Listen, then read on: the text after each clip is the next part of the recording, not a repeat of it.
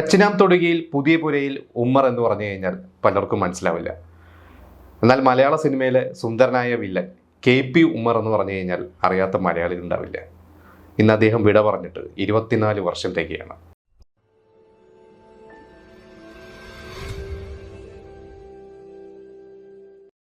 കോഴിക്കോട് ജില്ലയിലെ കുറ്റിച്ചിറ എന്ന് പറയുന്ന സ്ഥലത്ത് ജനിച്ച ഉമ്മർ അദ്ദേഹം നാടകത്തിലൂടെയാണ് അഭിനയ രംഗത്തേക്ക് വരുന്നത്.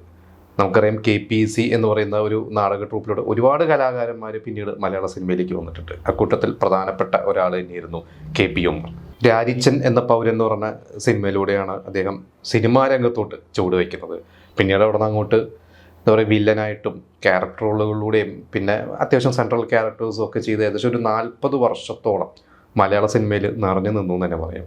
നമുക്കറിയാം KP ഉമ്മറിനെ പിന്നീട് മിമിക്രിക്കാരൊക്കെ പലതരത്തിലൊക്കെ അനുകരിച്ചിട്ടൊക്കെ നമ്മൾ കണ്ടിട്ടുണ്ട്. അപ്പോൾ അതിൽ കൂടുതൽ അദ്ദേഹത്തിൻ്റെ ഒരു എന്താ പറയുക, ഒരു നെഗറ്റീവ് ക്യാരക്ടേഴ്സും അല്ലെങ്കിൽ അദ്ദേഹത്തിൻ്റെ ഒരു എന്താ പറയുക, ഒരു വില്ലനായിട്ടൊക്കെയാണ്. പക്ഷേ അദ്ദേഹം ഇതൊന്നും അല്ലാതെ ഒരു അസാധ്യമായിട്ടുള്ള പല റോൾസും ചെയ്തിട്ടുണ്ട്. ഇപ്പോൾ പ്രേം നസീറും അതുപോലെ തന്നെ പിന്നീട് വന്ന നമ്മുടെ സത്യൻ മാഷായാലും അതുപോലെ തന്നെ ജയൻ, സോമൻ, സുകുമാരൻ ഇവരുടെയൊക്കെ കാലഘട്ടം മുതൽ എനിക്ക് തോന്നുന്നു നമുക്കറിയാം 98 ഒരു കല്ലുകൊണ്ടൊരു എന്ന് പറയുന്ന ഒരു സിനിമ, ആ ഒരു സിനിമ വരെയൊക്കെ അദ്ദേഹം പലതരത്തിലുള്ള ക്യാരക്ടേഴ്സ് ചെയ്തിട്ടുണ്ട്.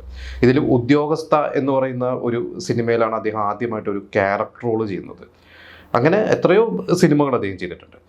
പിന്നെ നമുക്ക് പെട്ടെന്ന് എൻ്റെ മനസ്സിലോട്ട് വരുന്ന അദ്ദേഹത്തിൻ്റെ ഒരു 80കൾക്ക് ശേഷമൊക്കെ അദ്ദേഹം ചെയ്ത കുറച്ച് നല്ല ക്യാരക്ടർ റോൾസ് ഉണ്ട്. അതിലൊന്ന് നോക്കത്ത ദൂരത്ത് കണ്ണുനിട്ടെന്ന് പറയുന്ന സിനിമയിൽ അതിൽ നാദിയ മൊയ്തുവിൻ്റെ അച്ഛൻ്റെ ഒരു ക്യാരക്ടർ.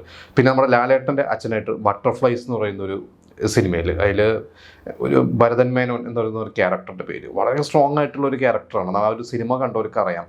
കാരണം അന്ന് പൊതുവേ നമ്മൾ മധുസാറിനെയൊക്കെ കണ്ടിട്ടുണ്ട് അതുപോലെ. പക്ഷേ ഇദ്ദേഹത്തിന് ഉമ്മറിനെ അധികം സിനിമകളിലൊന്നും അങ്ങനെ കണ്ടിട്ടില്ല. അപ്പം ഞാൻ ഉണ്ടാവും, പക്ഷേ എനിക്കങ്ങനെ പെട്ടെന്ന് മനസ്സിലോട്ട് ആ സമയത്തൊക്കെ നമ്മളൊക്കെ ചെറിയ കുട്ടിയായിരിക്കുന്ന സമയത്തൊക്കെ ഇദ്ദേഹത്തിൻ്റെ വില്ലൻ വേഷങ്ങളൊക്കെ കണ്ടിട്ട് പിന്നീട് അദ്ദേഹത്തിൻ്റെ ബട്ടർഫ്ലൈസ് ഒക്കെ കണ്ടു കഴിഞ്ഞപ്പോൾ ഭയങ്കര ഒരു കൗതുകമൊക്കെ ആയിരുന്നു.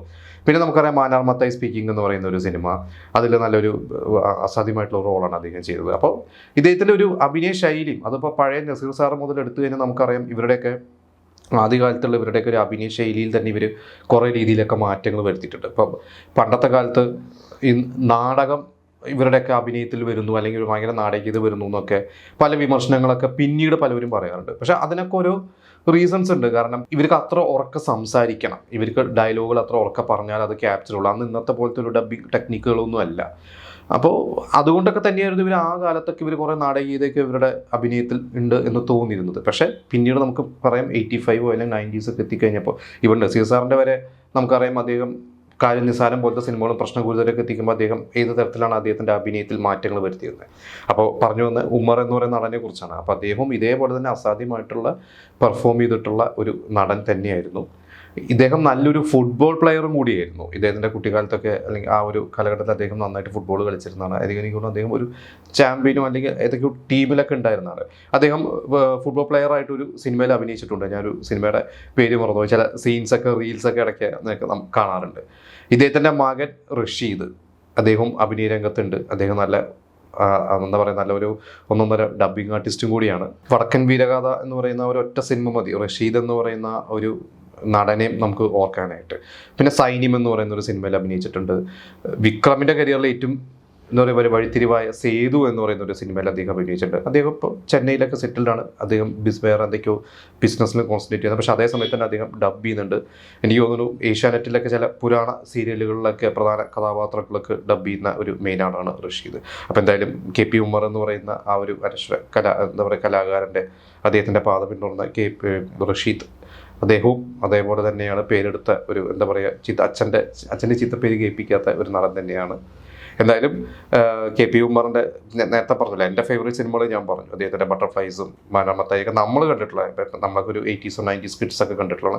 പിന്നെ അദ്ദേഹത്തിൻ്റെ പഴയ സിനിമകളൊക്കെ നമുക്കറിയാം അദ്ദേഹം ഒരു വില്ലനിസം ആണെങ്കിലും അതിലും വേറൊരു തരത്തിലുള്ള ഒരു അഭിനയമൊക്കെ കൊണ്ടുവരുന്നത്. ഇപ്പം അത് ഇൻസ്റ്റഗ്രാമൊക്കെ വളരെ സജീവമായ ശേഷം റീൽസിലൂടെയൊക്കെ നമ്മൾ കാണുന്നുണ്ട് അദ്ദേഹത്തിൻ്റെ ചില വില്ലനിസം. അങ്ങനെ ഒരു ഭയങ്കര ലൗഡായിട്ടുള്ളതല്ലാതെ വളരെ സോഫ്റ്റായിട്ട് എങ്ങനെ പ്രേക്ഷകരെ എന്താ പറയുക, പ്രേക്ഷകരുടെ പേടിപ്പിക്കാം, അല്ലെങ്കിൽ പ്രേക്ഷകർക്ക് എങ്ങനെ ആ ഒരു കഥാപാത്രത്തിനോട് പ്രേക്ഷകർക്ക് ഒരു വെറുപ്പ് തോന്നുന്നത് വേറൊരു തരത്തിൽ അഭിനയ ശൈലിയിലൂടെയാണ് അദ്ദേഹമൊക്കെ ചെയ്തിട്ടുള്ളത്. അപ്പോൾ നിങ്ങൾക്ക് ഇഷ്ടപ്പെട്ട KP ഉമ്മറിൻ്റെ ഇഷ്ടപ്പെട്ട കഥാപാത്രങ്ങൾ, നിങ്ങളുടെ ഫേവറേറ്റ് KP ഉമ്മർ സിനിമകൾ ഏതൊക്കെയാണെന്നുള്ളത് നിങ്ങൾ നമുക്ക് കമൻറ്റ് ചെയ്യാം.